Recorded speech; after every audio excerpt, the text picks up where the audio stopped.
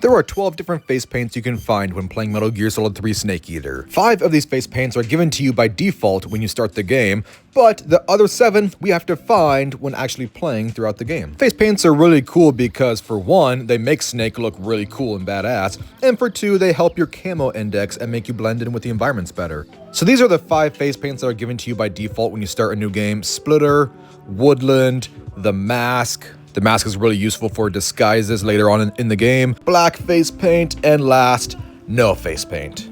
So those are the first 5. Now let's get into how to find the rest of the 7 face paints. Zombie face paint is going to be found at Razvet.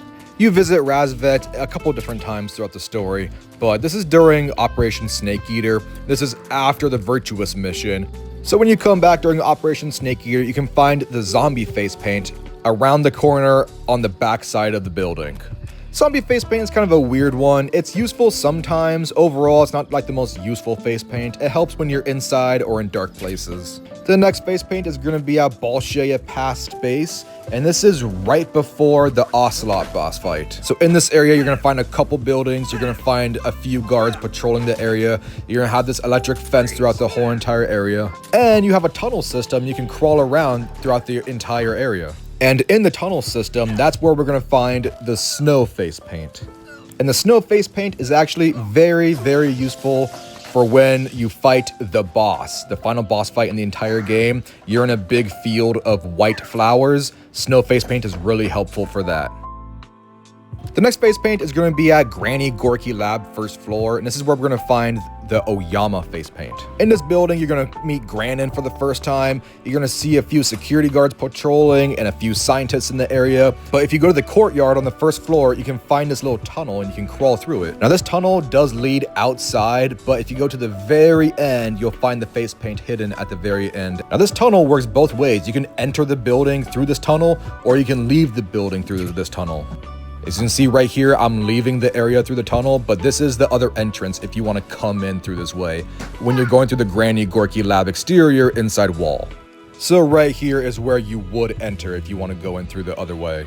And the Oyama face paint makes Snake look very pretty. Pony Zovier warehouse after the Fear boss fight is going to be where the desert face paint is located. So this area can be a little difficult to sneak past all the guards. There's 4 guards patrolling the area and there's 3 different floors. So I highly recommend the very first time you come through here, before you meet Granin, before the Fear boss fight, blow up the food storage area with TNT. Because now when you have to backtrack and come through this area again, all the enemy soldiers are going to be hungry and they're going to be easier to knock out.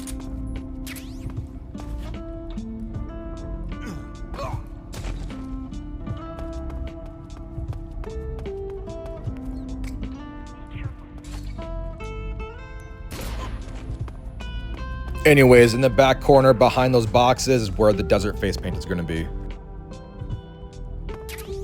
And this face paint is going to be very useful when you sneak through the mountains later on in the game. So after the Fear boss fight, you're supposed to go through this door right here, which is unlocked for you now. And you would continue up the stairs and go through the woods, and that's where you would find the end boss fight and continue the main story. But if you go back the way you came originally and go to this little dock area and this little water creek area, you've already been here before. But if we backtrack and go through this area again, this is where we're going to find the next face paint called water face paint. Now, once you're done taking out all the enemies in this area, you have to hop in the water and swim to the very end of the creek where you already came from. And if you remember, when you first came this way during the beginning, there's hover platforms patrolling the area, and they can be a little difficult to sneak past if you don't know what you're doing. But don't worry, they're not going to be there anymore. The hover platforms are gone once you go to the next area in the creek. But now I'm going to complain a little bit, so please forgive me. I think this is a masterpiece of a video game. I think the level design in this game is perfect. I love this game without any doubt in the world. But this right here is really stupid. At this point in the game, you already snuck past all the enemies in the water. You don't need the water face paint anymore at this point in the game. So you have to backtrack and get the water face paint, but you don't need it anymore. I already did all my sneaking through water. At this point, the water face paint is useless unless you use it during your next game on a New Game Plus. But the water face paint really should be offered to you to grab right after the pain boss fight, right after the cave. You should be able to grab it right away in the creek. But it's not that way for some reason. I don't know why. I'm sorry to complain, but the water face paint placement is really dumb. Anyways, we're moving on to the Kabuki face paint, and this is the last face paint we can find through normal means when you're exploring through the game. So after Snake escapes prison, after he jumps down the waterfall, after the Sorrow boss fight, and after your romantic night in the cave with Eva, and after all the cutscenes, you're gonna want to head back on the other side of the waterfall and hop inside the water. So this location is gonna be called Tighagorni. And like I said, you're going to want to jump in the water where the waterfall is, and the Kabuki face paint is going to be hidden right there.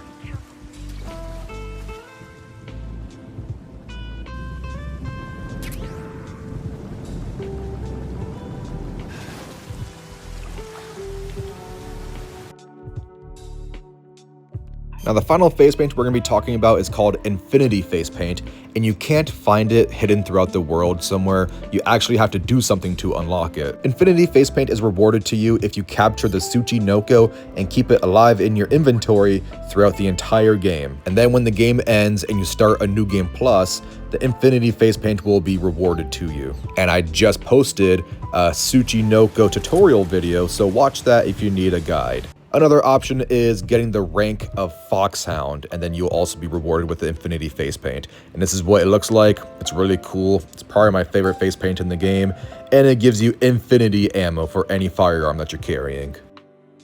Mr. Director.